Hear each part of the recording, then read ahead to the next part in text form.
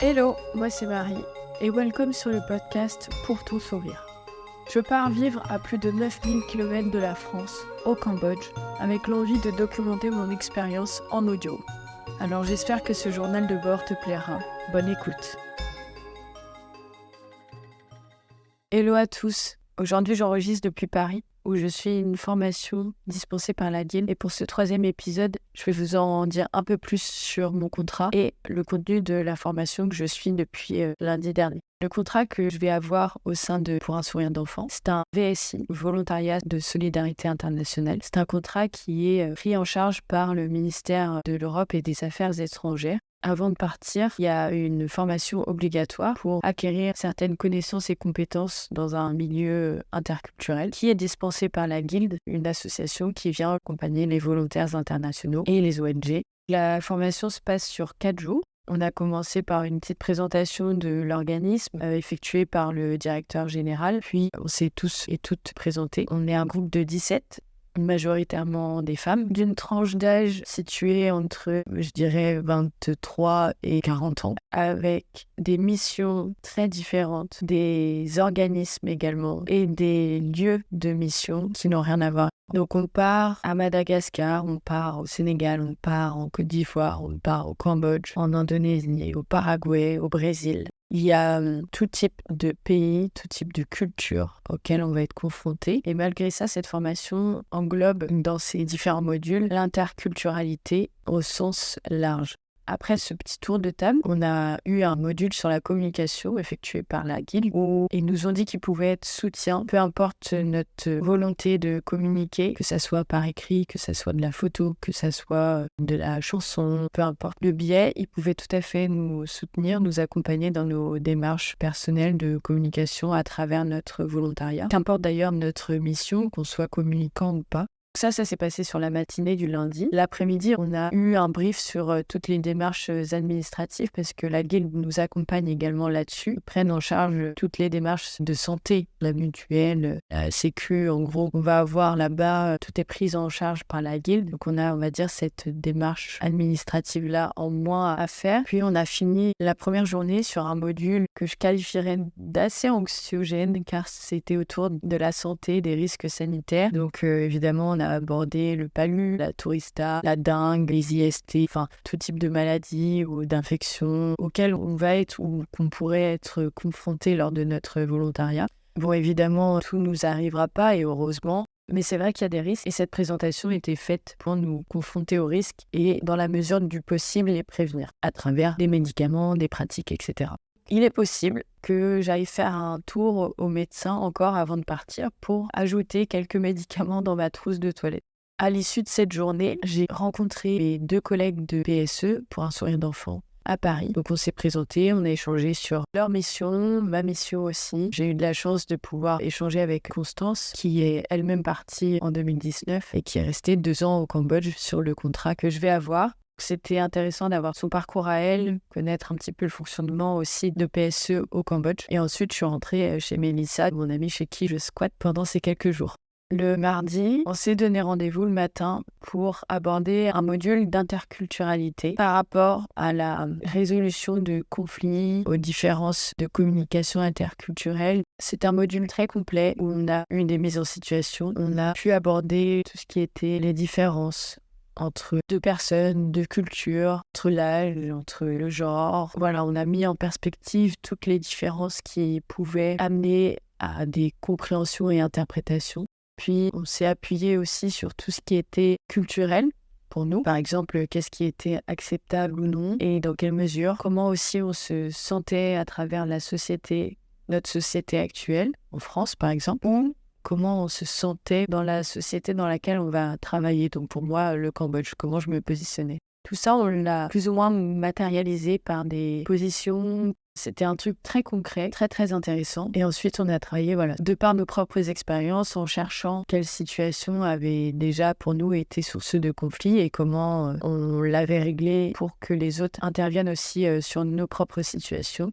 par groupe, tout ça, et trouvent d'autres solutions. Donc l'après-midi, c'est ce qu'on a fait. On a travaillé là-dessus. en se mettant en situation, en jouant comme une scène de théâtre nos petites situations de conflit. Et au moment où le conflit ne s'arrête pas, mais arrive à un moment où on peut y trouver une solution, et ben c'était aux autres groupes de trouver les solutions à notre place. C'est peut-être un peu trouble ce que j'explique, mais du coup, je vais l'illustrer à travers un exemple qu'on a pu avoir. Je vais prendre celui de mon groupe. Donc, c'était 2 bénévoles qui avaient été acheter une table pour le dispensaire dans lequel ils travaillaient. Ils sont sortis du magasin et ont commencé à échanger avec un chauffeur de vélo pour pouvoir transporter la table. Donc le chauffeur installe la table sur son vélo et là, les 2 bénévoles se rendent compte que la table passe, mais eux deux ne peuvent pas passer sur la charrette en gros du vélo. Donc ils détachent la table et ils s'en vont. Et à ce moment-là, il y a un tuk-tuk qui passe. Donc, ils arrêtent le tuk-tuk et ils réussissent à mettre la table dans le tuk-tuk. Et ils se rendent compte que là, ils peuvent passer en plus, eux deux, avec la table dans le tuk-tuk. Sauf que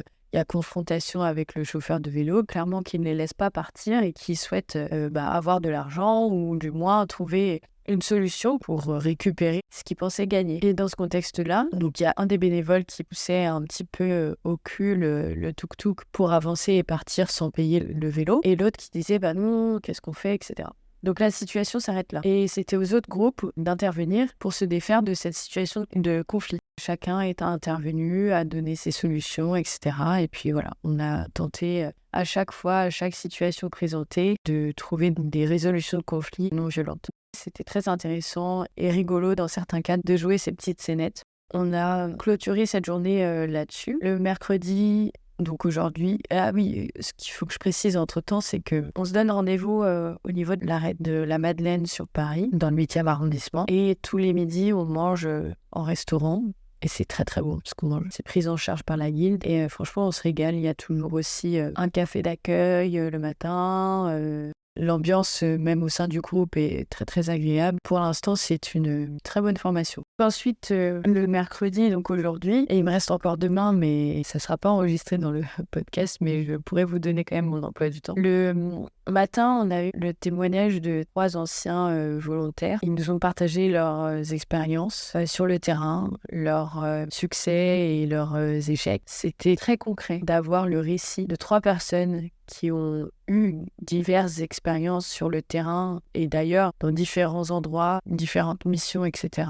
C'était très riche d'apprendre de leurs expériences, donc c'était plus un débat ouvert, un dialogue. On échangeait sur leur situation, leur posait des questions. Ça a duré une bonne partie de la matinée. Et avant le déjeuner, on a eu un second module sur la sensibilisation et prévention contre les abus sexuels dans le cadre de la solidarité internationale. Donc là, on a un intervenant qui nous a fait la présentation. C'était très, très intéressant. Ça nous a permis de nous rassurer, surtout sur un groupe de 15 femmes. Ça nous a permis de connaître aussi les éléments pour se couvrir dans le cadre d'un abus quelconque et évidemment de prévenir des situations qui peuvent être à risque. Exemple, payer un verre à une personne, cette personne-là peut tout à fait porter plainte ensuite pour agression sexuelle ou peu importe contre vous, même s'il ne s'est rien passé. Et puisqu'on est dans des systèmes judiciaires différents, sous des lois aussi différentes et parfois corrompus, c'était toute une prévention autour des lois, autour de la sexualité, et c'était très très intéressant comme module également, avec un intervenant qui avait un parcours très enrichissant.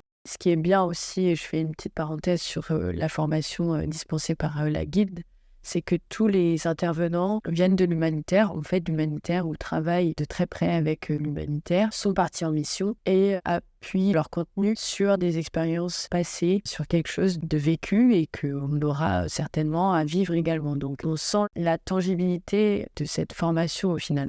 Ensuite, on est parti déjeuner.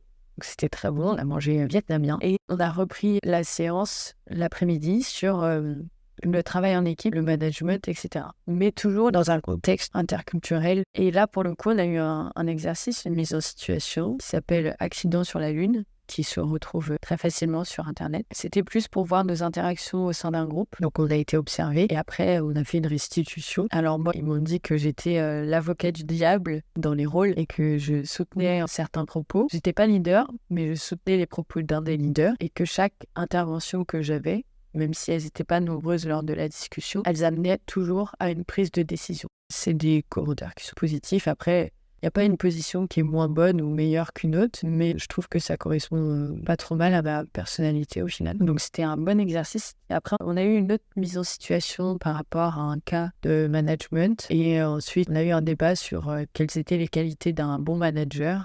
Tout ça, forcément, dans un contexte, comme je le rappelle, sur l'interculturalité. Mais tous ces modules-là, forcément, cette dimension, ont ce côté très concret. Au final, on repart de ces 4 jours. C'est pas encore tout à fait fini, mais moi, je me sens plus armée de par cette formation à partir, à essayer de mieux comprendre, à éviter à tout prix d'avoir une position de supériorité, à laisser la place à chaque individu aussi d'exprimer ce qu'il a envie d'exprimer, à m'adapter à la culture à laquelle je vais être confrontée. Je me sens accompagnée et même moi, dans ma vie perso ou professionnelle, je me sens prête aussi à travailler en toute sécurité, créer une safe space et pouvoir me sentir à l'aise de prendre la parole sur des sujets qui m'interpellent ou qui me mettent mal à l'aise ou que je trouve pas acceptables.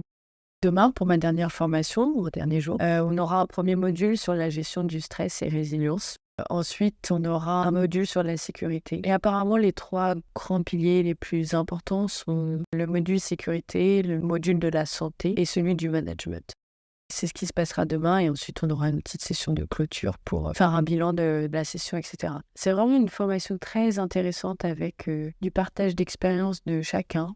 Même nous, entre volontaires, là, c'est chouette de pouvoir échanger, de se connaître un peu mieux, de connaître nos missions, nos volontés aussi de partir comme ça en humanitaire, parce que c'est pas donné à tout le monde et tout le monde n'a pas envie de le faire. Et enfin, ça m'a permis aussi de rencontrer notamment Stéphanie, qui est une psychologue qui part pour toutes à l'école au Cambodge et qui va arriver un jour après moi. Donc on va probablement se revoir sur Phnom Penh. Et voilà, en tout cas, c'est de bon augure pour partir. Moi, ça me donne envie encore plus d'en apprendre sur le pays dans lequel je vais, sur les gens que je vais pouvoir rencontrer aussi là-bas et surtout de commencer à taper dans l'art, quoi, d'y être. Et aujourd'hui, j'ai très très hâte. Déjà, depuis quelques semaines, je commence à m'impatienter, mais là, ça ne fait qu'accentuer parce qu'on commence à toucher de plus en plus le concret de l'année à venir. Et c'est vrai que là, j'ai très très envie d'y être et cette formation-là m'a permis de partir avec une vraie conscience de la chance d'avoir cette expérience à l'international dans un contexte humanitaire.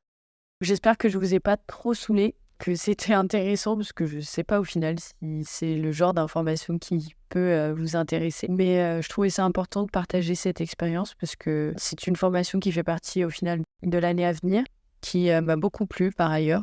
Ça me paraissait important de le partager. Alors encore une fois, merci de m'avoir écouté. Logiquement, le prochain épisode devrait être un épisode sur place, dans la vie locale, après avoir passé 21h40 dans un avion. Je vous dis à très vite. Ciao, ciao.